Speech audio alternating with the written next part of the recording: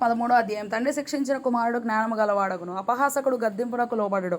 నోటి ఫలము చేత మనుష్యుడు మేలును అనుభవించును, విశ్వాసఘాతకులు బలాత్కారము చేత నశించుదురు. తన నోరు కాచుకొనువాడు తన్ను కాపాడుకొనును, ఊరకొనక మాటలాడువాడు తనకు నాశనము తెచ్చుకొనును. సోమరి ఆశపడును గాని వాని ప్రాణమునకేమీ దొరకదు, శ్రద్ధగల వారి ప్రాణము పుష్టిగా నుండును. నీతిమంతునికి కళ్ళమాట అసహ్యము, భక్తిహీనుడు నిందించుచు అవమానపరచును. యథార్థవర్తనునికి నీతియే రక్షకము, భక్తిహీనత పాపులను చెరిపివేయును. ధనవంతులమని చెప్పుకొనుచు లేమిడి గలవారు కలరు, దరిద్రులమని చెప్పుకొనుచు బహుధనము గలవారు కలరు.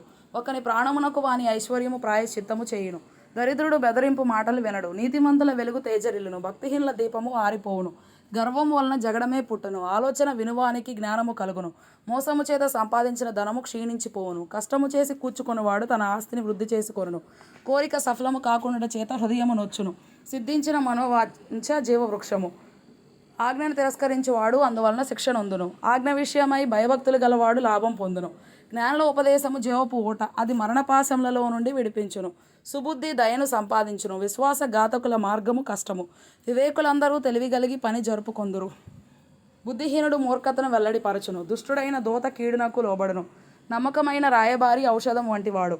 శిక్షను ఉపేక్షించు వానికి అవమాన దారిద్ర్యతలు ప్రాప్తించును, గద్దింపును లక్ష్యపెట్టువాడు ఘనత నొందును. ఆశ తీరుట ప్రాణమునకు తీపి, చెడుతనమును విడుచుట మూర్ఖులకు అసహ్యము. జ్ఞానుల సహవాసము చేయువాడు జ్ఞానము గలవాడగును, మూర్ఖుల సహవాసము చేయువాడు చెడిపోవును. కీడు పాపులను తరుమును, నీతిమంతులకు మేలు ప్రతిఫలముగా వచ్చును.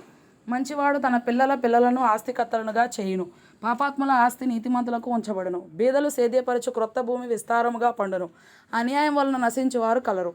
బెత్తము వాడని వాడు తన కుమారునికి విరోధి, కుమారుని ప్రేమించువాడు వారిని శిక్షించును. నీతిమంతుడు ఆకలి తీరా భోజనము చేయును, భక్తిహీనుల కడుపునకు లేమి కలుగును.